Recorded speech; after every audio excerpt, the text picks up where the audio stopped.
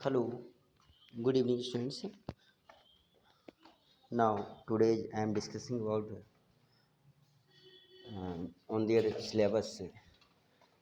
आपका सिलेबस क्या है, फर्स्ट टर्म और सेकंड टर्म का सिलेबस क्या है, उस पर हम डिस्कस करेंगे। ओके स्टूडेंट्स, तो मैंने आपको बताया था फर्स्ट टर्म का जो सिलेबस है the fundamental unit of life and second chapter is the tissue. ठीक है, तो जो फर्स्ट टर्म यहाँ पर जो फर्स्ट टर्म लिखा हुआ है आपका, जो ये फर्स्ट टर्म का सिलेबस दो चैप्टर आ रखे हैं।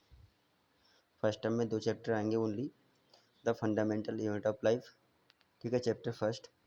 और सेकंड में क्या आएगा, द टिश्यू। ठीक है, मैं ओनली बायोलॉजी की बात कर रहा हूँ। बायो का जो सिलेबस है, ठीक है, वो फर्स्ट टर्म का दो चैप्टर है। ठीक है, ओनली दो चैप्टर में ही आएगा। तो जो सेकंड चैप्टर है, जो सेकंड टर्म है, ठीक है, जो सेकंड टर्म है, तो सेकंड टर्म में आपका मतलब केवल एक ही चैप्टर दे रखा है। सेकंड टर्म में केवल एक ही चैप्टर दे रखा है, why do we fall in. ठीक है, तो फर्स्ट टर्म में दो चैप्टर पर हम स्टडी करेंगे, फंडामेंटल यूनिट ऑफ लाइफ और दूसरा टिश्यू। तो ये आपका है 18 मार्क्स का है। ये कितने मार्क्स का है, 18 मार्क्स का है। ठीक है, और सेकंड टर्म जो सेकंड टर्म है, सेकंड टर्म में आपका जो why do we fall in दे रखा है, why do we fall in second term में एक ही चैप्टर आएगा बायोलॉजी का, वो भी कितने मार्क्स का है, 8 मार्क्स का है। ठीक है, 8 मार्क्स में, बायो का 8 मार्क्स का है। ठीक है, लेकिन जो मैंने ये दे रखा है नेचुरल रिसोर्सेज, ये नेचुरल रिसोर्सेज के बारे में मैंने आपको बता रखा है। तो जो सबसे सेकंड लास्ट चैप्टर होगा नेचुरल रिसोर्सेज, वो केवल इंटरनल असेसमेंट के लिए दे रखा है सेकंड टर्म में। जो इंटरनल आपका असेसमेंट में जो 20 मार्क्स का पेपर होता है, तो 20 मार्क्स का जो इंटरनल मतलब दिए जाते हैं स्कूल की तरफ से, वो प्रैक्टिकल के बेस पर ये इस चैप्टर में आएगा। ठीक है, नेचुरल रिसोर्सेज के बारे में आपसे पूछा जा सकता है, तो उसके बारे में हम थोड़ा बहुत बताएंगे नेचुरल रिसोर्सेज होता क्या है। ठीक है, लेकिन सेकंड टर्म में चैप्टर आपका जो सिलेबस है वो एक ही चैप्टर है, वाई डू वी फॉलो। ठीक है, तो क्लियर हो गया है सिलेबस के बारे में, मतलब डिस्कशन हो गया है कि सिलेबस जो है वो कौन, मतलब सिलेबस में केवल दो ही चैप्टर आ रहे हैं, मतलब फर्स्ट टर्म में fundamental unit of life and tissues, और सेकंड टर्म में केवल एक चैप्टर है, वाई डू वी फॉलो। ठीक है, और नेचुरल रिसोर्स किसके लिए है, वो भी इंटरनल असेसमेंट के लिए। ओके स्टूडेंट्स, तो ये क्लियर हो गया है।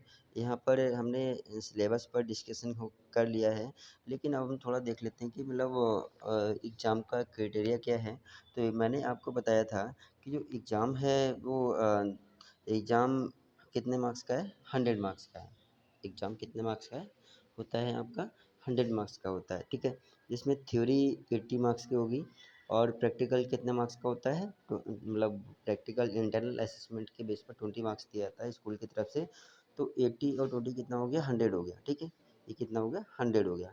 तो आपका मतलब वैसे तो आप जानते हैं 80 मार्क्स की थ्योरी होती है, 20 मार्क्स का इंटरनल असेसमेंट के बेस पर स्कूल की तरफ से मार्क्स दिए जाते हैं। ठीक है, ये आपका क्लियर हो गया। ठीक है, ये आपका क्लियर हो गया। लेकिन ये जो है अब फर्स्ट टर्म में एग्ज़ाम का क्राइटेरिया क्या है, सॉरी, तो दो टर्म में एग्ज़ाम को डिवाइड किया गया, एक तो फर्स्ट टर्म, दूसरा सेकंड टर्म। ठीक है, तो मैं अभी फर्स्ट टर्म के बारे में बता रहा हूँ यहाँ पर। फर्स्ट टर्म के बारे में बता रहा हूँ।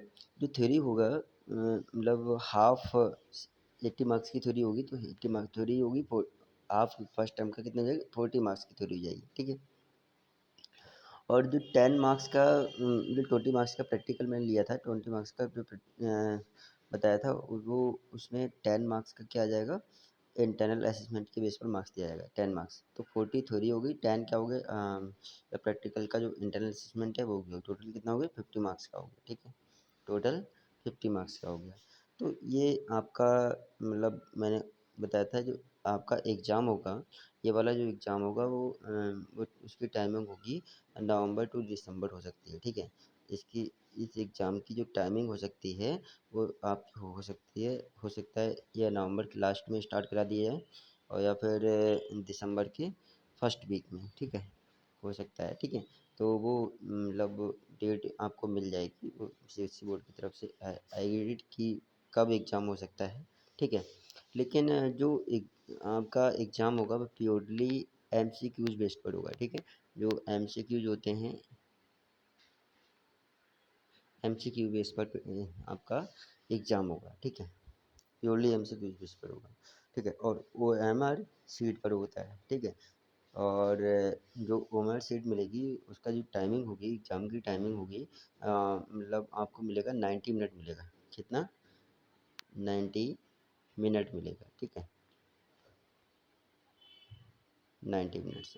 तो 90 मिनट्स में ये पूरा आपका मतलब वो करना हुआ और 1.5 आवर आपको टाइमिंग मिलेगा मतलब एग्ज़ाम कंडक्ट करने के लिए। तो ये फर्स्ट टर्म हो गया, ठीक है। ये किसका हो गया? फर्स्ट टर्म का हो गया। लेकिन जो सेकंड टर्म है, सेकंड टर्म जो अगर सेकंड टर्म की बात करते हैं तो सेकंड टर्म में मैंने बायो का तो अपना सिलेबस बता दिया कि बायो में केवल एक ही चैप्टर आ रहा है, वाइडोवी फॉलेल के बारे में बता दिया, ठीक है, वाइडोवी फॉलेल आएगा। लेकिन जो क्राइटेरिया है वो यही होगा कि थ्योरी 40 मार्क्स का आएगी और प्रैक्टिकल जो 10 मार्क्स का होगा, टोटल 50 मार्क्स हो जाएगा। लेकिन इसमें जैसे हम लोग एग्ज़ाम करते हैं, सेकंड टर्म का जैसा हम जैसे वेरी शॉर्ट आएगा, लॉन्ग क्वेश्चन आएंगे, एमसीक्यूज आएंगे, ठीक है। और यहाँ पर फिल इन द ब्लैंक्स आएंगे, ठीक है। वो क्राइटेरिया वही रहेगा जैसे हम लोग अपने स्कूल में जैसे देते हैं, आपने आज तक दिया है एग्ज़ाम, उसी वही बेस होगा। लेकिन जो फर्स्ट टाइम का वो एमसीक्यूज बेस पर होगा, लेकिन सेकंड टाइम का होगा वो मतलब वो जैसा होना चाहिए वैसा ही होगा, ठीक है। तो ये क्लियर हो गया है कि यहाँ पर हाँ, फर्स्ट टर्म का एग्ज़ाम एमसीक्यूज बेस पर होगा, सेकंड टर्म का एग्ज़ाम एज यूजुअल जो भी होता है उसी बेस पर होगा। लेकिन इसका जो एग्ज़ाम की टाइमिंग होगी हो सकता है मार्च और अप्रैल में करा दी जाए। लेकिन उसकी जो टाइमिंग होगी 2 आवर होगी, तो 2 आवर मतलब 120 मिनट्स, 120 मिनट, ठीक है। तो 2 आवर मिलेंगे कंडक्ट करने के लिए। तो ये पूरा एग्ज़ाम का क्राइटेरिया है कि एग्ज़ाम कैसे किया जाएगा, कंडक्ट कैसे किया जाएगा। तो मैंने फर्स्ट टर्म सेकंड टर्म का अपना बायो का सिलेबस के बारे में आपको बता दिया कि बायो का सिलेबस क्या है। बायो का syllabus fundamental unit of life मतलब ये फर्स्ट चैप्टर हो गया और सेकंड द टिश्यू हो गया फर्स्ट टर्म का। और सेकंड टर्म का वाइड वी फॉलोड में कई बार बता चुका हूँ, मतलब इसको ध्यान देना। Okay students, okay thanks.